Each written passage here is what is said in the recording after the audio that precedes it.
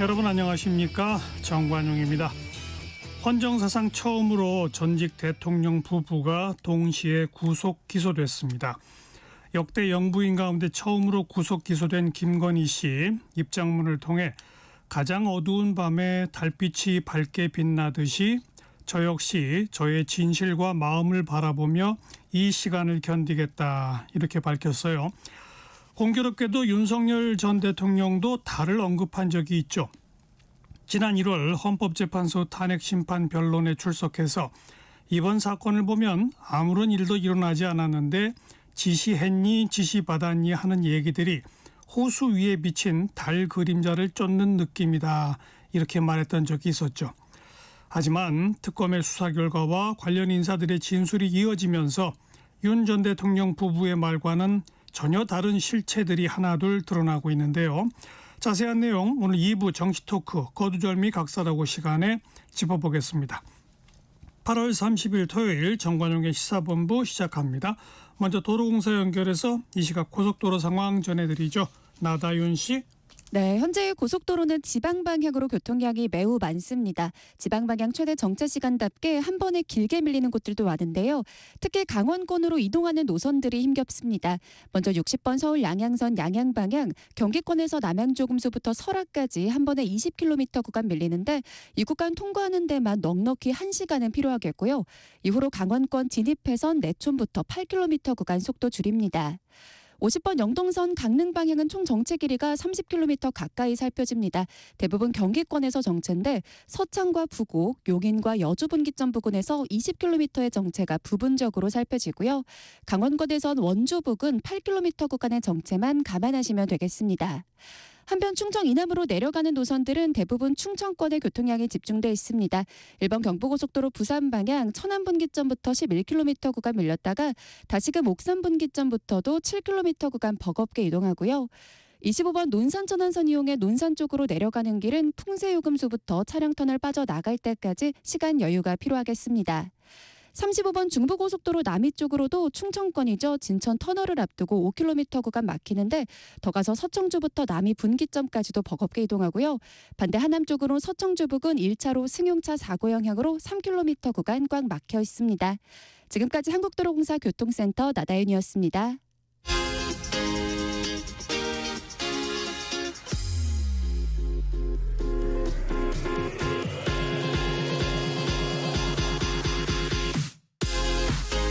대한민국 시사의 중심 토요일 일요일 낮 12시 10분 KBS 1라디오 정관용의 시사본부.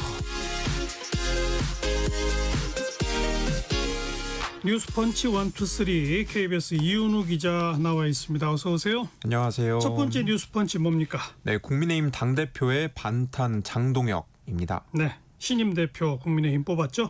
네, 이번 주 결선 투표를 거쳐서 국민의힘 전당대회에서 장동혁 대표가 선출이 됐습니다. 최종 득표율 50.27%로 상대 후보인 김문수 후보와 비교하면 0.54%포인트로 근소한 차이가 났습니다. 네. 전당대회 결선 투표는 당원 투표 80% 그리고 일반 국민 여론조사 20%로 치러졌는데요. 그런데 이 당원 투표와 일반 국민 여론조사 결과를 보면 각 후보에 대한 선호도가 좀 달랐습니다. 당원 조사에서는 장동혁 대표가 2만 표가량 더 득표를 한 반면에 이 국민 여론조사에서는 김문수 후보가 1만 7천 표, 그러니까 약 2만 표 가까이 또다시 득표를 한 겁니다. 네.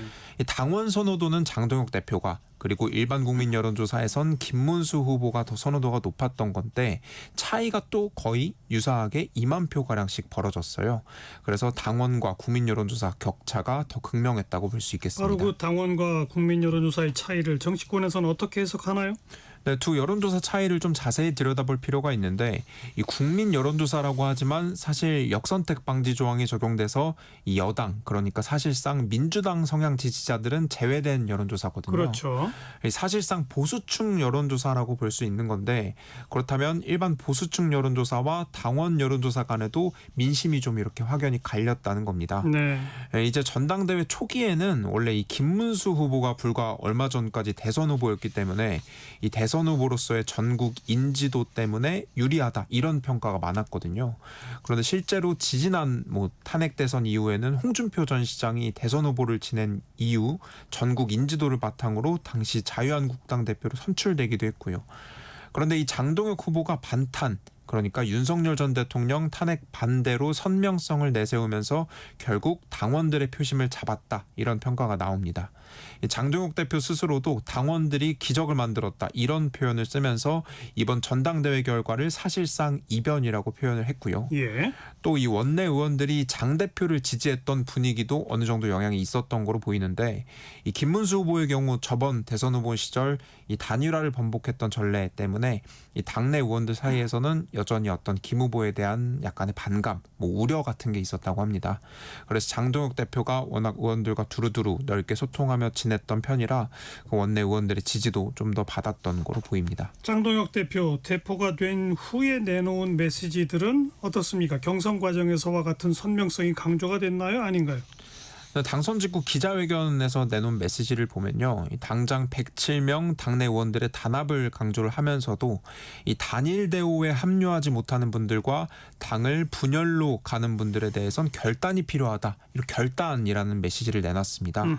윤 전 대통령 탄핵 찬성파, 그러니까 찬탄파들을 겨냥한 메시지로 읽히는데요. 결단하겠다는 게 사실상 지속해서 당과 어떤 충돌하는 메시지를 낼 경우에 이 징계 등의 조치에 나설 수 있겠다. 이런 가능성을 열어둔 건데 선명성을 사실상 좀 더 강조한 거로 보이고요. 예. 그리고 그 밖에도 자유우파 시민과 연대하며 싸우겠다. 이런 내용이 전당대회 기간 내놨던 메시지와 거의 유사했다고 볼 수 있겠습니다. 특히 장 대표가 이 전당대회 기간에 윤석열 전 대통령을 접견하겠다는 그런 계획을 밝혔었는데 당선 직후에도 이 약속을 지키겠다며 윤 전 대통령 면회를 가겠다고 재차 언급하기도 했습니다.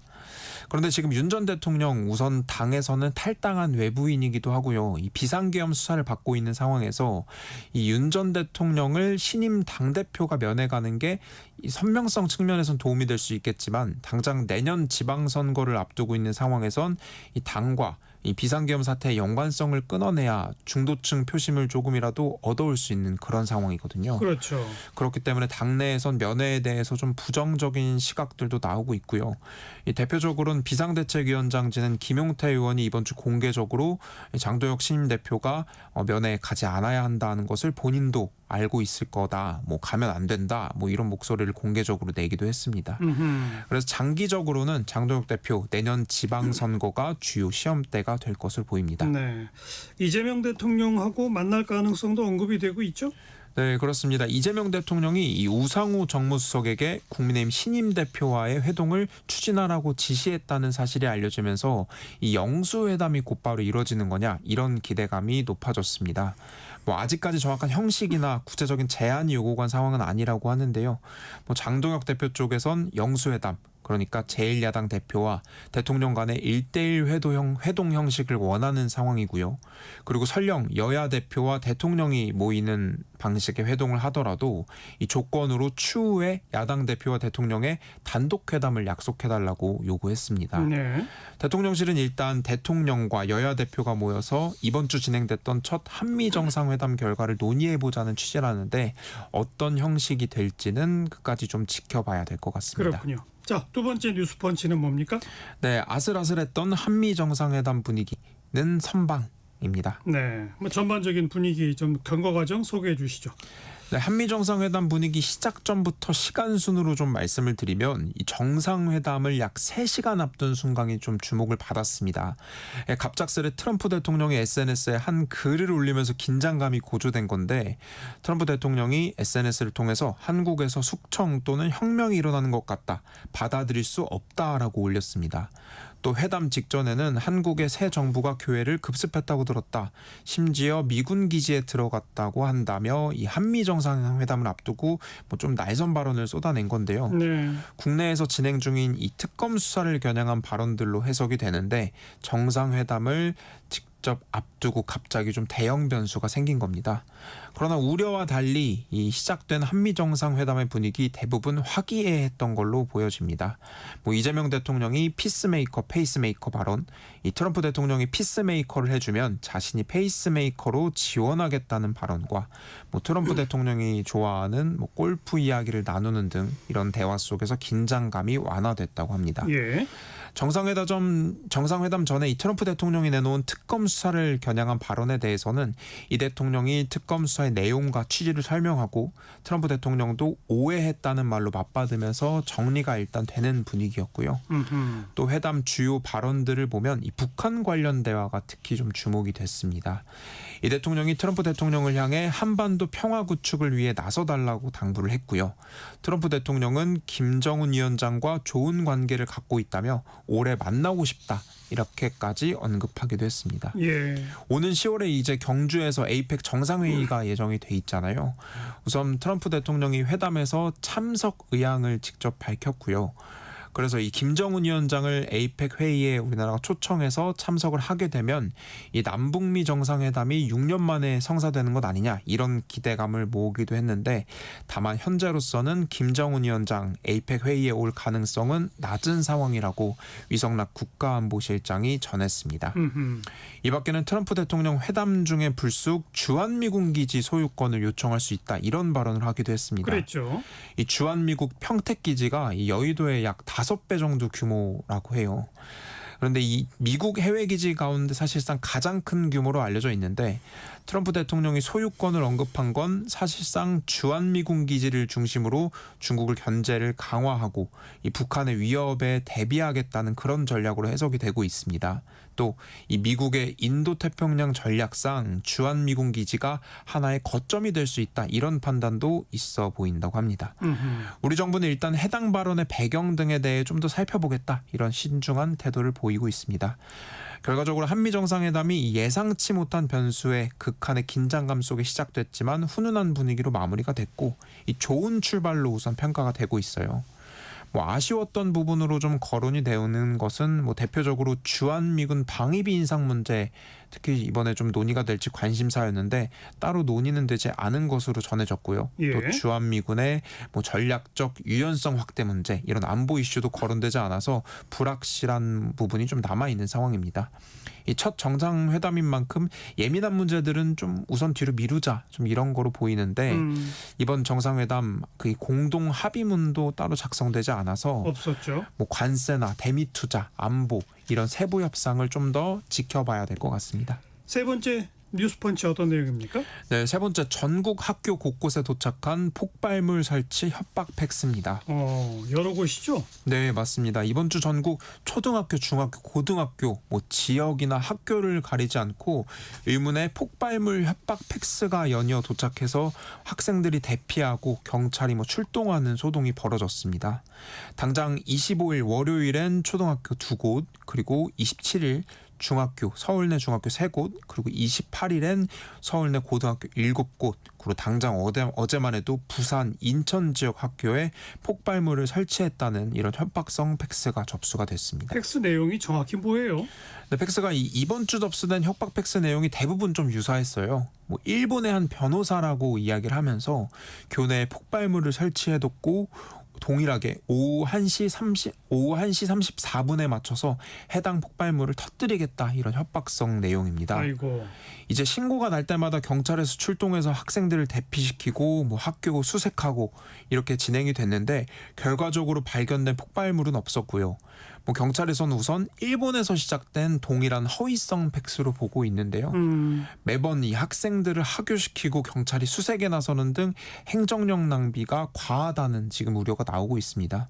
그렇다고 이 마냥 허위 팩스라고 무시를 할 수가 없으니까 학생들의 안전이 걱정돼서 뭐 여전히 학생들 대피하고 경찰 출동하고 그럴 수밖에 없는 상황이라고 해요.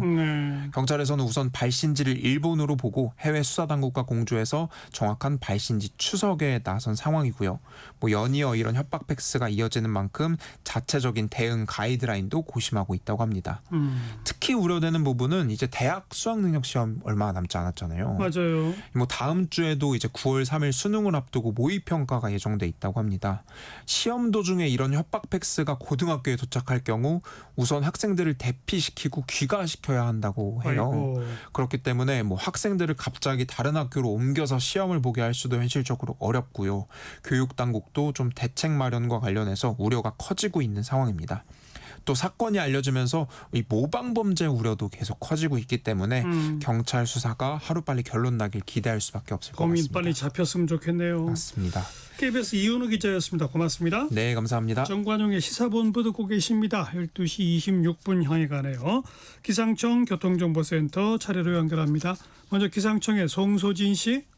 주말인 오늘 폭염 속에 곳곳에는 강한 소나기가 쏟아지겠습니다. 현재 전국 대부분 지역에 폭염특보가 발효 중이고요. 오늘 낮 기온이 대구 35도, 강릉과 제주 34도, 부산, 광주, 대전 33도, 서울 31도까지 오르며 예년 이맘때 기온을 1도에서 5도 정도 웃돌겠습니다.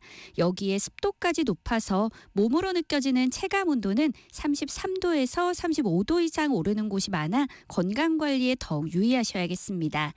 지금 서울 동쪽 지역과 경기 북부, 강원 영서 북부와 전남에는 소나기가 오는 곳이 있습니다. 특히 연천과 포천에는 시간당 30mm가 넘는 매우 강한 소나기가 쏟아지면서 포천에 호우주의보도 내려졌습니다. 대기가 불안정해서 저녁까지 전국 많은 지역에 천둥, 번개와 돌풍을 동반한 소나기가 내리겠고요.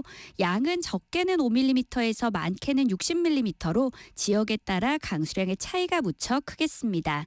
일요일인 내일은 오전에 남부지방부터 비가 내리기 시작해 밤에는 중부지방으로 확대될 전망입니다. 현재 서울의 기온은 30.6도입니다. 날씨 정보였습니다. 이어서 이 시각 교통 상황을 KBS 교통정보센터 이현 씨가 전해드립니다. 네, 오늘도 많이 더우시죠? 강원도 쪽으로 이동하는 차가 많습니다. 곳곳에서 사고도 발생하고 있는데요. 중부고속도로 서청주 부근입니다. 남이 쪽은 교통량이 많아서 하남 쪽은 사고 때문에 정체입니다. 1차로에서 승용차끼리 부딪혔고요. 3km 구간 정체입니다. 중부 내륙고속도로는 양평 쪽인데 충주 분기점 부근에서 사고 여파를 받고 있습니다. 서울 양양고속도로 서울 쪽으로 서정 부근 지나기 답답하실 텐데요. 200m 간격으로 두 건의 사고 발생했습니다. 정체가 심해지고 있으니까 추가 사고 나지 않도록 조심 운전하셔야겠습니다. 양양 방향 보니까요. 남양주 요금소에서 설악 쪽입니다. 20km 구간 막히고 있고요. 내촌 부근에서 서석터널 쪽으로 더디게 지나고 있습니다. KBS 교통정보센터였습니다.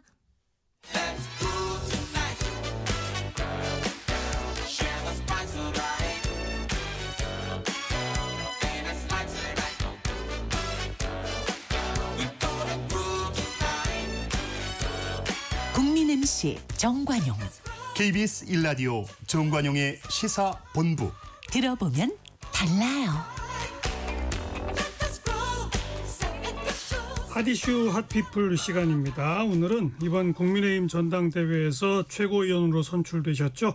양향자 최고위원을 스튜디오에 모셨습니다. 어서 오십시오. 네, 불러주셔서 감사합니다. 먼저 최고위원 되신 것 축하합니다. 아유, 감사합니다. 당원들이 왜 지지했다고 생각하세요? 우선 양향자는 꼭 있어야겠다 이런 판단을 하신 것 같습니다. 제가 처음에는 굉장히 어렵게 출발을 했는데 이제 당원분들을 만나면 만날수록 너무 좋아하시고 또 귓속말로 원래 팬이었어요 하는 분들도 많았고 그런데 그걸 이제 증명해 가는 과정이었는데 제가 냈던 메시지가 유능한 경제정당으로 만들자.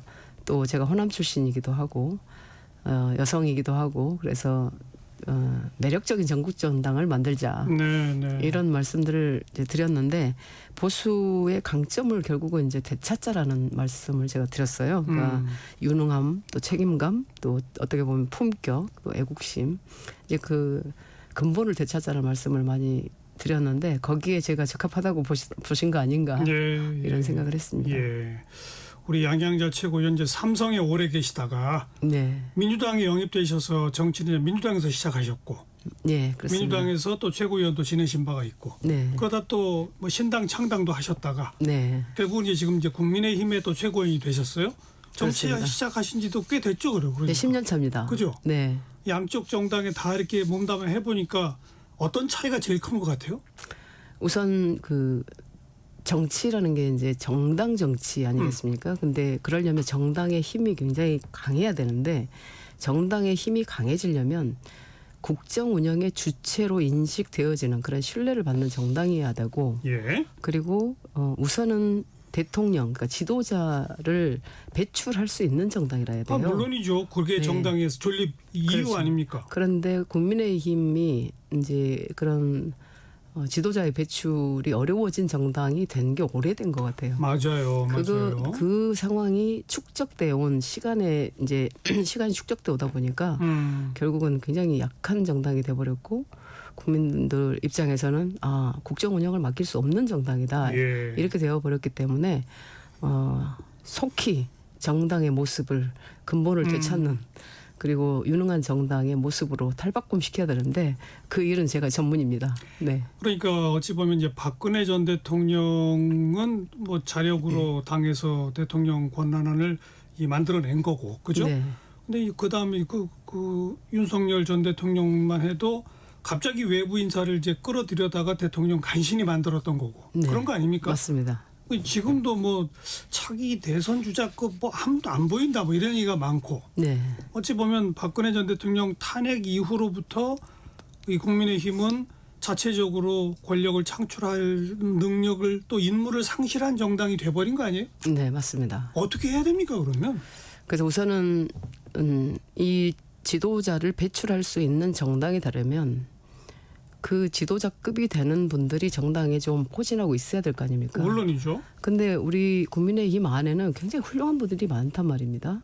근데 그분들을 제대로 육성시키고 훈련시키고 제대로 교육받아서 정치를 제대로 할 수 있는 분으로 내보낼 생각을 안 해온 것 같아요. 그리고 경쟁자는 그냥 죽이기 바쁘고 그리고 지역에서든 어떤 중앙에서든 제대로 된 정치인을 키우고자 하는 게 아니라 외부에서 뭐 급작스럽게 그러니까요. 이렇게 영입하고 그런 건 좋은데 그런 사람조차도 훈련을 시키는 과정이 있어야 되는데 그런 어떤 육성의 파이프라인이 없어요. 그래서 그게 굉장히 좀 어려운 상황인 것 같고 그래서 저는 이제 서울 콜로키움이라고 제가 한국해방 창당할 때 만들었던 그 지도자 육성 과정 예. 그걸 바로 저희가 이제 여의도 연구원에서 실행하기로 장동혁 대표한테 제안을 해놓은 상태고요. 결국은 어떤 지도자가 나올 거냐. 그리고 우리 정당이 결국은 전국 정당의 모습이 갖춰지지 않았죠. 지속적으로 영남 중심의 어떤 갈라파고스 정당이 돼가고 있다라는 사실을 그렇죠. 우리가 인식을 해야 되는데 민주당이 전략이 굉장히 다릅니다. 민주당은 보시면 호남을 기반으로 하고 있지만 실제로 대통령 후보가 전부 다 영남에서 나오고 있어요. 네, 네. 그럼 호남은 표를 받을 것이고 영남은 이렇게 끌어당기고. 그렇죠. 그런 이제 전략적으로 그런 정권 창출을 위한 아주 무서운 전략을 쓰고 있는데 예. 국민의힘은 너무 안일하다. 그리고 전략이 없다. 전술도 없고 그래서 지금부터는 전혀 다른 익숙한 것들은 완전히 결별한 다음에 예. 새롭게 시작해야만 이게 가능할 것이다. 인재도 못 키웠고 전국 정당화도 못했고 네. 유능함, 책임감, 뭐 품격 이런 거 다 잃어버렸다. 이제 그런 게 아닙니까? 지금 그런 상황이고 그리고 이제 지지층도 어떻게 보면 국민들이 보시기에 너무 토양이 오염돼 버렸다 이런 이제 평가를 하시는 그러니까요. 거거든요. 그래서 예. 지금 제가 우리 국민의힘의 강령부터 다시 한번 우리가 좀 토론을 하자 이런 말씀도 드려놨습니다. 강령이 네. 너무 유약하고요. 아니 지금 네, 말씀하시는 내용이 구구절절이 옳은데 네, 이번 전당대회 모습을 보면 바로 그런 뭐 유능하고 품격 있는 전국 정당을 지향하는 인재 키우는 장으로 만들겠습니다. 뭐 이걸로 경쟁한 게 아니라 네, 탄핵에 찬성했네 안 했네 뭐 이걸로 싸웠잖아요. 네, 맞습니다. 이래가지고 되겠습니까? 근데 이제 저는 그 부분이 이해가 되는 게 그래도 우리가 뽑은 대통령, 우리가 만든 대통령을 국회에서 함부로 탄핵을 할 수가 있느냐. 그리고 대통령을 잃어버린 절망감과 슬픔이 아직까지 남아 있어요. 그래서 그 아니, 당원들의 탄핵을 괜히 했어요? 계엄을 했으니까 한 거죠. 맞습니다. 그래서 정권을 이제 그 대선 실패를 했고 대선 실패는 탄핵에 의해서 대선 실패가 된 것이고 이 탄핵은 또 계엄령, 예. 불법적 계엄령과 엄중한 계엄령을 내렸기 때문에 그렇죠. 그랬고 그럼 그걸 왜 내렸냐 해서 약간 이견이 있어요.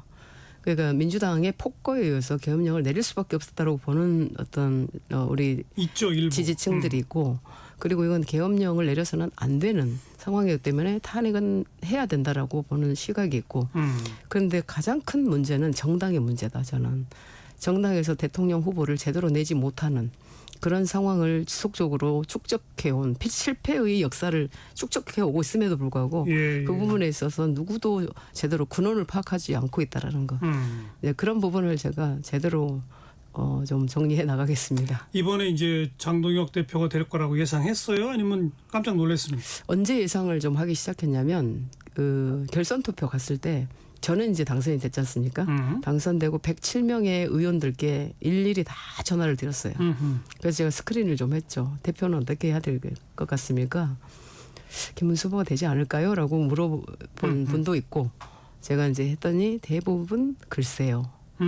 네, 김문수 후보가 될 가능성이 낮아지고 있다라는 것을 글쎄요로 말씀들을 하시더라고요. 그래서 의원분들이 이렇게 조직적으로 움직이고 있구나를 느꼈어요. 그래요? 그래서 이제 저는 왜 이제 그랬을까요? 박빙으로 가야 되겠다고 가겠다라고 이제 저는 생각을 했고 마지막에 발표한 거 보면서 역시 바뀌었구나라고 현역 생각했습니다. 의원들이 왜 그렇게 움직였을까요? 김문수 전 대선 후보는 단일화 약속 어기고 막 이런 게 좀 밉상이었나요?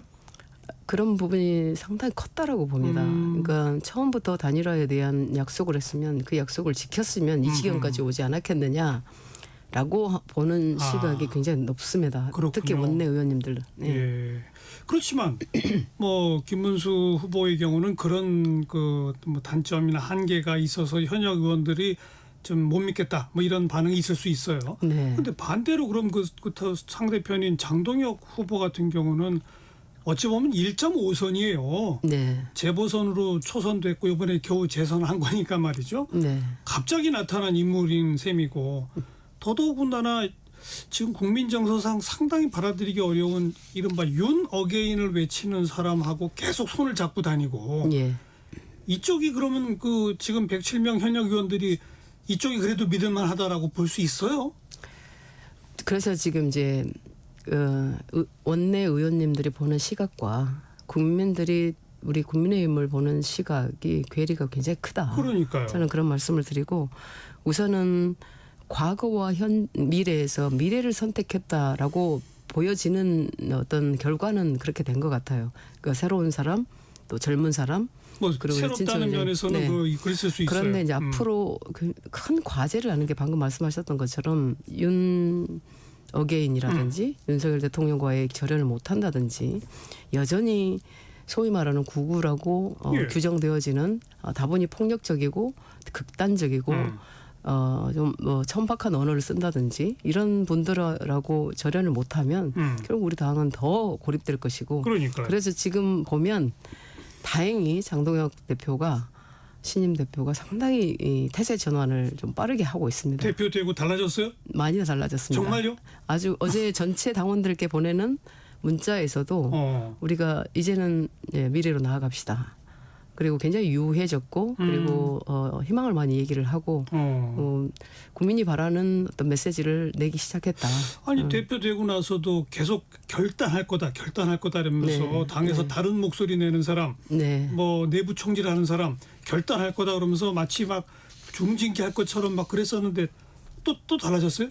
중징계라고 하는 그 징계는 어떤 기준에 의해서 물론 네. 어떤 백서가 나와서 어떤 기준에 의해서 징계가 되는 것이지 아니면 윤리를 해부해서 징계를 해내는 것인데 그러기에는 지금 징계할 만한 사안들이 아닌 거죠. 네, 결단하겠다 해도 뭐 예를 들면 찬탄파를 내보내겠다라든지 그런 말씀들을 선거 기간에는 했으나 일단은 선거가 끝났기 때문에 모두의 대표지 우리 국민이 바라보는 모두의 대표지 그것이 뭐 일부 극렬한 지지층의 대표는 아니니까 네. 굉장히 빠르게 변화했고 또 그 기대가 됩니다.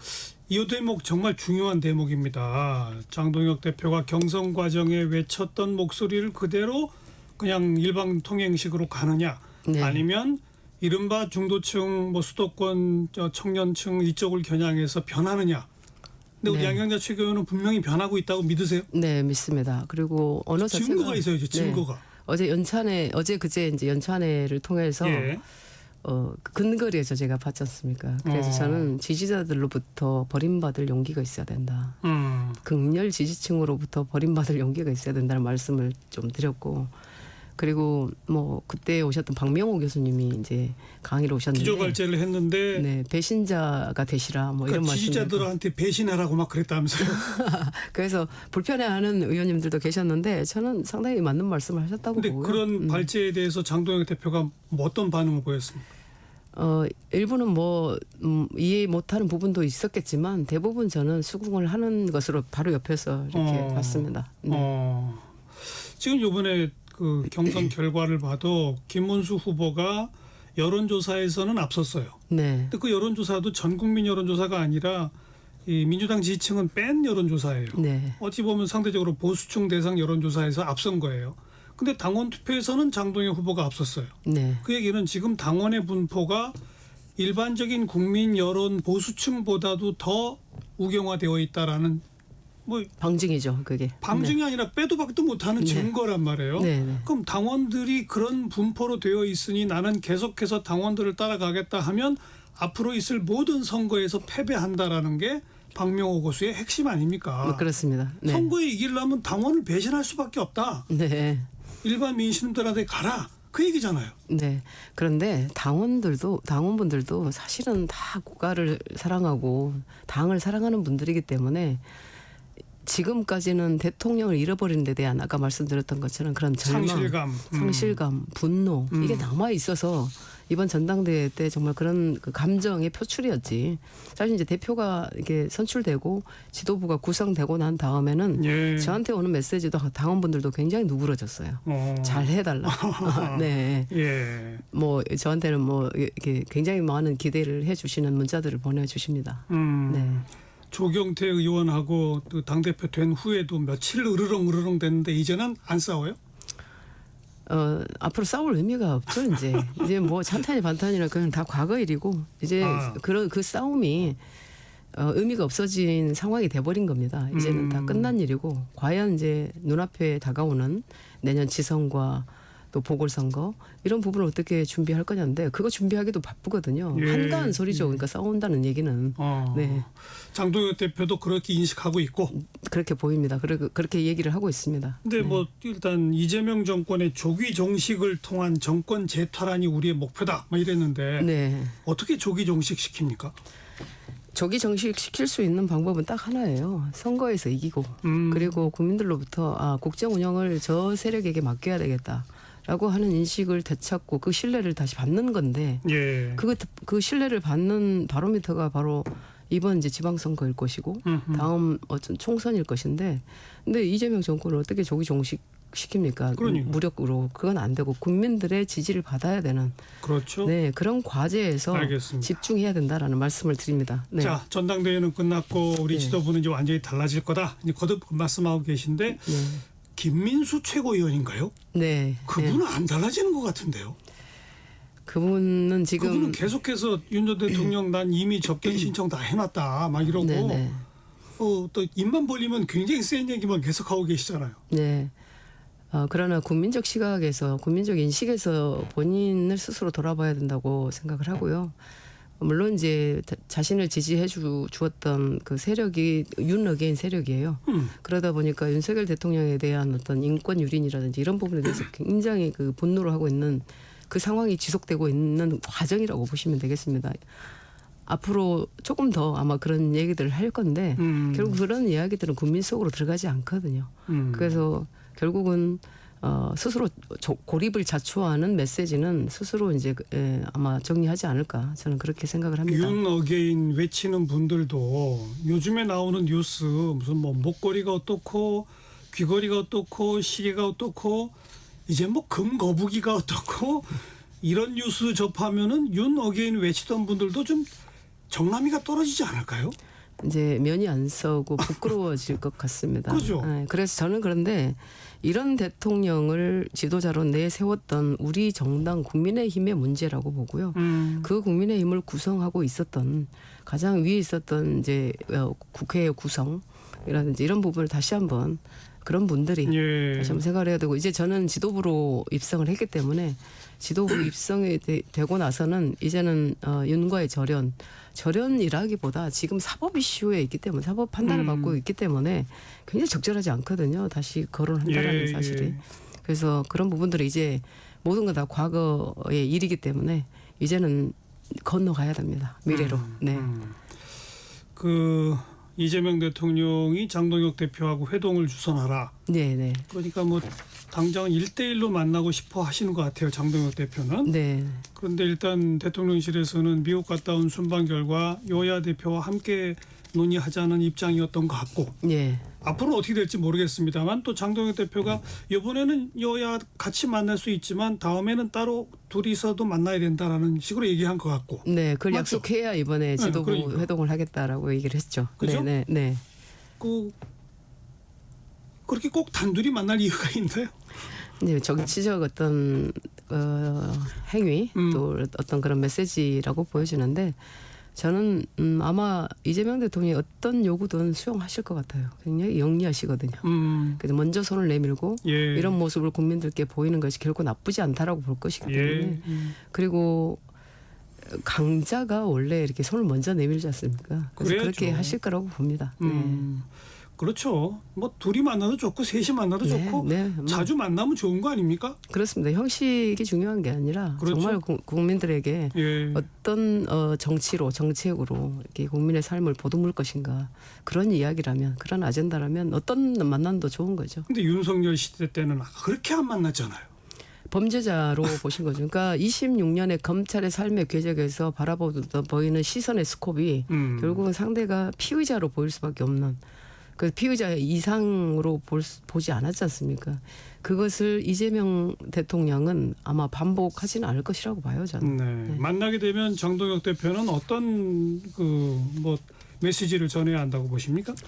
우선 1대1로 만났을 때 뭐 어떤 얘기를 할 거냐. 결국은 야당을 좀 인정해라. 인정해 주시라. 그리고 정치를 복원하자고 했으니 지금 3특검에서 압박해 들어오는 이런 부분들을 좀 상식의 범위 내에서 해달라. 이런 얘기를 하지 않을까 싶습니다. 네.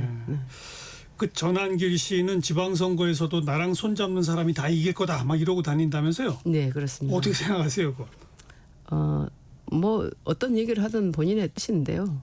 그것에 좌지우지 되지 않는 당이라는 것을 이번 지방선거에서 보여드리면 될 것 같습니다. 그렇게 네. 될 리가 없다. 네. 그리고 왜 그러냐면 지금 당심과 민심의 괴리가 크다라는 것은 본인도 알고 있거든요. 근데 더 이상 알아요? 진짜 알아요? 알면서도 그렇다고 보고 있습니다. 네. 그래서 지방선거에서는 그런 그 극단성은 자연스럽게 힘을 잃게 될 것이다. 네. 이렇게 말씀을 드립니다. 당원 게시판에 비방글 이거 한동훈 전 대표 가족들이 올린 거 아니냐, 이거 당무감사하자 이런 목소리 있는데 이건 어떻게 된다고 보세요? 우선 연찬회에서도 전혀 그런 얘기는 나오지 않았어요. 결국 이제 소모적인 얘기다 그런 얘기들은 그래 불필요하다는 결론을 냈고요. 근데 이제 민주당 김경수 지사처럼 매크로를 뭐 이용을 해가지고 댓글 조작한 것도 아니고 예. 익명 게시판을 뭐 감시한다라는 것은 말이 안 되는 상황이다. 비합리적이기 때문에 결국은 뭐 없다. 의제로 올라오지 않을 겁니다. 네. 네. 네. 그다음 국민의힘 소속 패널로 방송에 출연해서 당을 비판하는 패널들은 해당 행위로 징계한다. 이게 지금 당장 저희 프로가 달려 있는 문제예요. 그렇습니다. 오늘 2부에 이제 그 한동훈 대표 때 대변인 지낸 송영훈 변호사가 국민의힘 대표로 나오거든요. 네. 그런데 이제 항상 당을 걱정하는 얘기를 많이 해요. 예. 당을 비판한다기보다 걱정하는 얘기를 많이 하거든요. 이 사람 징계합니까? 실현 가능성 없죠. 그리고 뭐 저 해당 행위의 기준도 모호하고요. 그리고 징계 범위나 뭐 이런 것들도 잡을 수가 없죠. 어떻게 보수적일 수밖에 없고. 근데 이제 전한길 씨를 경고로 끝냈지 않습니까? 예. 그런 상황에서 보면 인류가 앞으로 누구를 징계하겠습니까? 있을 수 없는 일이고요. 그리고 이제 국민의힘이 그래도 민주정당이고 또 민주정당이라고 하는 것은 그 다름을 예. 포용하는 알겠어요. 그런 정당이기 때문에 저는 그런 지혜가 있는 정당이기 때문에 저는 굉장히 좀 상식적이고 지혜롭게 진행이 될 것이라고 봅니다. 네. 한동훈 전 대표는 요새 조용해요. 그죠? 그렇습니다. 어떤 역할을 해야 한다고 보세요? 결국은 보수의 재건을 하는데 함께 역할을 해야 되지 않나 저는 그렇게 생각을 하고 있습니다. 그리고 국민들은 뭐니 해도 저 세력들이 우리에게 도움이 되는 우리 민생 또 예, 경제를 예. 책임지고 또 대한민국을 누구도 흔들 수 없는 외교력, 국방력, 안보력을 이렇게 이끌어갈 수 있을 거냐 그런 기준들이 있지 않습니까? 네, 평가하는 네. 기준들 그런 기준에서 본인이 가지고 있는 역량을 충분히 발현해서 어느 한 축을 맡으면 적시적으로도 네, 큰 알겠습니다. 역할을 할 수 있을 것이라고 봅니다. 일각에서는 분당론이 여전히 나오고 예. 또 홍준표 전 대표 같은 분은 아예 노골적으로 이거 다 끝났으니 보수 정당 새로 만들자 이런 네. 얘기를 하는데 그런 주장은 어떻게 보세요? 말씀으로 하시기 전에 창당을 하시면 됩니다. 그런데 이제 현재 나오는 분당론은 저는 국힘을 싫어하는 사람들의 희망이거나 예, 예. 아니면 국민의힘을 걱정하는 분들의 우려이거나 그래서 이제 홍준표 전 지사님의 이야기는 국민의힘을 사랑하는 사람 중에 한 사람으로서 우려라고 생각을 합니다. 알겠습니다. 네. 사실 돌이켜보면 윤석열 대통령이 대통령 된 직후부터 저희 방송에 나오는 모든 패널들과 함께 계속 이렇게 가면 저 당 망하는데 이렇게 가면 저 당 망하는데 라고 계속 걱정했거든요. 걱정하는 길로만 계속 가더라고요. 예. 근데 이제 요즘 와서는 이 당이 이제 이렇게 가야 할 텐데 라고 주장한 바의 내용을 오늘 양양자 최고위원이 그대로 얘기해 주신 거예요. 네. 그런 어찌 사람이 보면- 제가 지도부에 있으니까요. 어쩌 보면 네. 구구절절히 옳은 얘기를 하신 건데 문제는 그게 진짜냐? 그렇게 실천이 되느냐? 네. 장동혁 대표가 진짜 바뀌었느냐? 이거거든요.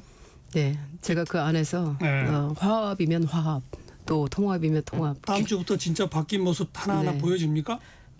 지금부터 보이기 시작했습니다. 그리고 가장 중요한 것은 장동혁 대표와 또 최고위원 간에 소통이 잘 된다라는 것. 네. 이야기를 참 많이 합니다.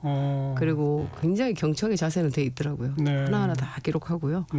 근데 저는 가장 중요한 것이 책임이라고 생각하거든요. 알겠습니다. 네. 아무튼 이제 우리가 좀 그만 국민의힘 걱정 좀 하게 해주세요. 예, 이제 걱정을 놓으십시오. 양양자가 왔습니다. 네. 하디슈 핫피플 오늘 국민의힘 최고위원 되신 양향자 최고위원 함께 만났습니다. 고맙습니다. 감사합니다. 네, 여름이 아직도 계속되죠. 빨리 좀 갔으면 좋겠는데 하는 마음에서 송창식의 딩동댕 지난 여름 함께 듣고요. 1시에 다시 옵니다. 딩동댕